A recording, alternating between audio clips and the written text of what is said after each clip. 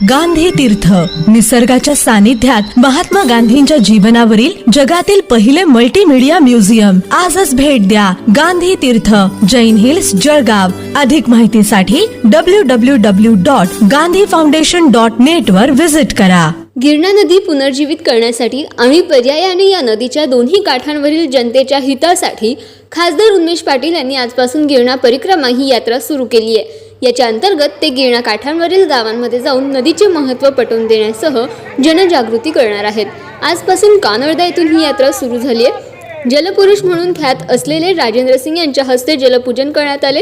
यावेळी कृषी आयोगाचे माजी अध्यक्ष पाशा पटेलसह खासदार उमेश पाटील, आमदार राजूमामा भोळे, जिल्हा परिषद अध्यक्षा रंजना पाटील, उपाध्यक्ष लालचंद पाटील, स्मिताताई वाघ, दीपक सूर्यवंशी, डॉक्टर राधेश्याम चौधरी सह ग्रामस्थांची उपस्थिती होती.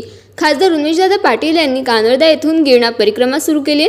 तब्बल 20 किलोमीटर पायी चालत खूपनगरी, वडनगरी, खेडी, आव्हाने, निमखेडी मार्गे जळगाव येथील नियोजन भवन पर्यंत गिरणा नदी आज संकटात असली तरी तिला पुनरुज्जीवित करणारे घटक अजून देखील उपलब्ध आहेत.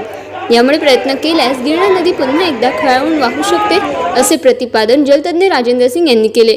कानडदा येथील महर्षी कण्वाश्रमाच्या परिसरात जलपूजन करून गिरणा परिक्रमेचा शुभारंभ झाल्यानंतर ते प्रसारमाध्यमांशी बोलत होते. याप्रसंगी त्यांनी विस्तृत विवेचन करून गिरणा नदी पुनर्जीवित होऊ शकते, मात्र यासाठी प्रयत्नांची पराकाष्ठा हवी असे प्रतिपादन केले. श्री उन्मेष पाटिल जी ने अपने इलाके के सभी लोगों को, सामने देखिए, सभी राजनीतिक दलों को, सभी सामाजिक कार्यकर्ताओं को और संतों को और हमारी बहनों को, सबको नदी के साथ जोड़ के नदी का जो संकट है उसके समाधान की तैयारी की है. मैं उनकी इस यात्रा के शुभारंभ पर बस इतना ही स्मरण कराना चाहता हूँ कि ये नदी ने आपको बुलाया है, इसलिए आप सब लोग इस नदी को अपनी माँ मान के, यदि हम माँ कहते हैं तो माँ जैसा व्यवहार करना शुरू करें. और हम ये देखें कि इस नदी पर संकट क्या है. इस नदी पर अब 5 संकट हैं. पहला संकट है कि इसके किनारे का जो कटाव है, जब भी हमारी जलवायु परिवर्तन के कारण इरेटिक रेन्स होती हैं, तो इरेटिक रेन्स में और क्लाउड बर्स्ट जब होता है तो बारिश एकदम से हो जाती है और फ्लड का लेवल बढ़ जाता है, तो दोनों किनारे कटने लगते हैं. तो दोनों किनारों का कटाव यदि रोकना है तो किनारे पर या तो घास हो या तो बांस हो. घास या बांस, इन दोनों से किनारे की जो मिट्टी है वो जकड़ी रहती है और कटाव नहीं होता. जैसे अभी आप देखेंगे यहाँ कटाव हो गया, पेड़ गिर गए क्योंकि पानी का लेवल ऊपर आया और गिर गए. तो ऐसी स्थिति में जो बांस का रूट हेयर सिस्टम है वो मिट्टी को बांध के रखता है. तो दोनों किनारों पर या तो बांस हो या फिर बड़ी वाली घास हो, जो भी ठीक लगे वो यहाँ लगा सकते हैं. दूसरा जो संकट है वो ये है कि जब इरेटिक रेन्स के कारण फ्लड का फ्लो बढ़ता है तो ये जो सैंड है, ये सैंड मूव करती है. और असलियत में नदी उसी को कहते हैं जो नदी अपने अंदर की रेत को बहा सके. अपने पानी के प्रवाह से जो नदी अपने रेत को बहा सकती है, अपने जीव जंतुओं को बहा सकती है, अपनी बायोडाइवर्सिटी को बहा सकती है, उसी को नदी कहते हैं. नहीं तो नहर होती है, नहर में भी तो पानी का प्रवाह होता है.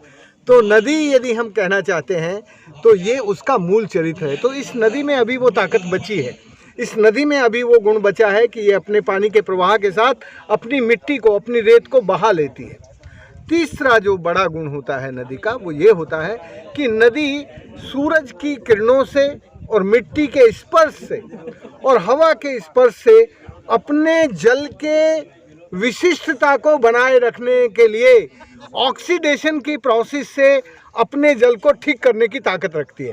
तो जो नदी अपने जल को ठीक करने की ताकत रखती है उसको सूर्य की किरणें, हवा का स्पर्श और मिट्टी का स्पर्श होना ज़रूरी होता है. इस नदी को ये तीनों हैं, सूरज भी है, मिट्टी भी है, हवा भी है.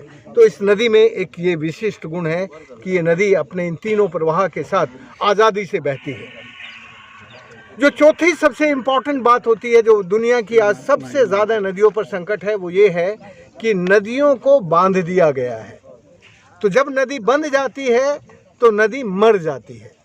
जैसे आप अपने हाथ को यदि यहाँ से बांध दें, आपका सर्कुलेशन ठीक ना हो, आपका ब्लड रुक जाए, तो आपका ये जो हाथ है वो निष्प्रभावी हो जाएगा। इसलिए ये जो डैमिंग है नदियों की, वो नदियों के लिए सबसे बड़ा खतरा होती है। इसलिए नदियों के प्रवाह के लिए ये अत्यंत ज़रूरी है कि नदियों की आज़ादी बरकरार रहे। जिस तरह से मुझे आज़ादी चाहिए, वैसे ही मेरी माँ गिरनार को भी आज़ादी चाहिए। तो मेरी माँ गिरनार की आज़ादी है कि उसके अंदर सूरज ने जो बादल बनाए और वो जो बादल पानी लेके आए और वो जो बादल इस धरती पर बरसे, उस पानी के साथ आज़ादी से बह सके। मेरी माँ गिरनार कह सके कि मैं अपने पानी से बहती हूँ, मेरे पानी को कोई नहीं रोक सकता। तो चौथा गुण अभी मैं जो देख रहा हूँ वो अभी बरकरार है। जो पांचवा गुण है वो ये कि ये जो हमारा लालची विकास है, इस लालची विकास के अंधे होकर हम कभी कभी ये भूल जाते हैं कि हमें इस नदी से क्या लेना और क्या इस नदी को देना। हम नदी से लेना ज़्यादा चाहते हैं और नदी को देते नहीं हैं। तो जब हम नदी से लेने लगते हैं तो नदी की सेहत की चिंता भूल जाती है। तुम्हारे अंदर फेफड़े हैं ना, इसी तरह इस नदी के फेफड़े हैं ये रेत, ये सैंड। जब ये सैंड निकल जाती है और वो नदी पत्थरों पे बहने लगती है, तो नदी के जल को पवित्र बनाने का, शुद्ध बनाने की शक्ति नदी में ख़त्म हो जाती है। जैसे हमारे फेफड़े निकाल दें, वैसे ही नदी के फेफड़े निकालने जैसा होता है रेत निकालना। थोड़ा बहुत रेत निकाल सकते हैं, मैं ये नहीं कह रहा कि बिल्कुल मत निकालो। हम भी कभी कभी अपना खून दान देते हैं ना, रक्तदान देते हैं, तो इतना छोटा मोटा दान दे सकते हैं।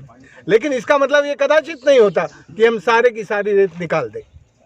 इसलिए इस नदी को, गिरनार नदी को बचाने के लिए मैं फिर एक बार से कहना चाहता हूँ कि उन्मेष पाटिल जी, ये आपकी माँ है और आपकी माँ ने आपको बुलाया है, तो आप अपनी माँ की आवाज़ सुनिए और देखिए कि इसको कैसे ठीक रख सकते हैं, क्योंकि इस इलाके की जनता ने आपको अपनी माँ की रक्षा की जिम्मेदारी दी है। गिरणा नदीवरील 7 बलून बंधाऱ्याच्या कामासाठी पर्यावरण मंत्रालयाकडून तत्काळ मंजुरी मिळावी व गिरणा नदीपात्रातील अनधिकृत प्रश्नांबाबत जनजागृती व्हावी, यासाठी खासदार उन्मेष पाटील स्वातंत्र्याच्या अमृत महोत्सवी वर्षानिमित्त गिरणा परिक्रमा करण्यात आली असल्याची माहिती खासदार उन्मेष पाटील यांनी दिली आहे. Dharmendra Rajput, Jalgaon times news.